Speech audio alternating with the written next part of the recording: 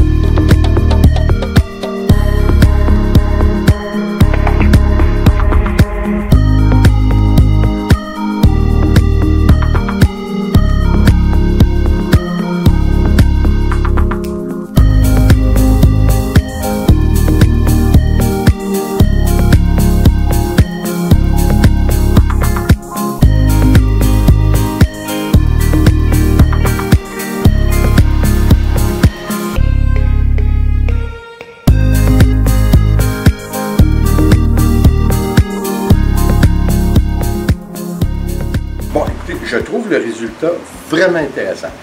Par contre, je la vois, évidemment, je viens de la terminer, alors je ne la vois pas vraiment sec. Ce que je crois qui va arriver de ce que je peux apprécier jusqu'à maintenant, c'est que oui, effectivement, on va obtenir du relief. Évidemment, le relief va être en rapport avec notre bicarbonate de soude. C'est presque certain. J'ai hâte de voir à la fin. On est obligé d'avouer aussi que la température dans mon studio, qui est maintenant près de 32,5, va avoir une incidence sur le rendu. Ça, c'est presque certain. Est-ce que le fait qu'elle va sécher beaucoup plus vite, va-t-il y avoir du craquelage? Je doute que s'il y a du craquelage, la raison principale va être le climat, la température à l'intérieur de mon studio qui est beaucoup chaude, puis qui peut effectivement créer un peu de craquelage. Écoutez, c'est très intéressant. On aurait pu le faire aussi, là, vous avez vu, j'ai fait un coulage fluide.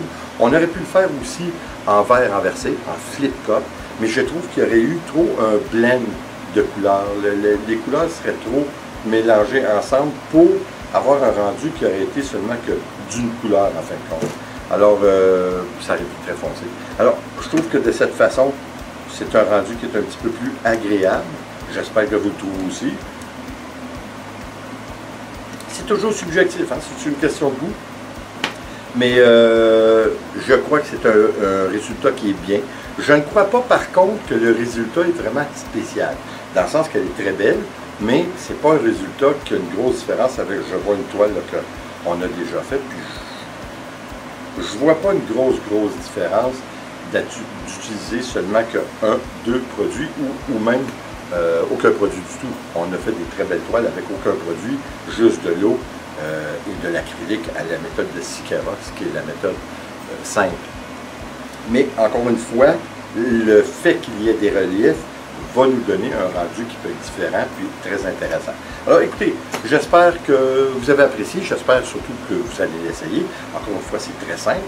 Il s'agit de s'y mettre. Il faut enlever les paramètres qu'on se met nous-mêmes dans la tête pour nous empêcher de le faire, parce que c'est la façon la plus simple de peindre, c'est le coulage acrylique. Je trouve que nous avons de plus en plus d'adeptes. J'ai commencé cette technique il y a 2 ans et demi, et le nombre d'adeptes à cette technique ne fait que grossir.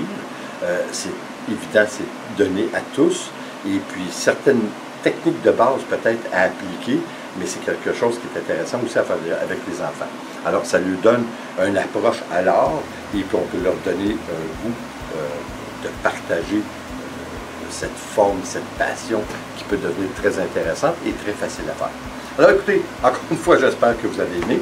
J'espère surtout que vous allez l'essayer, comme toujours. Et puis, s'il vous plaît, abonnez-vous, laissez un commentaire et partagez. C'est toujours apprécié. On se revoit dans une prochaine vidéo. Attention à vous. Ciao.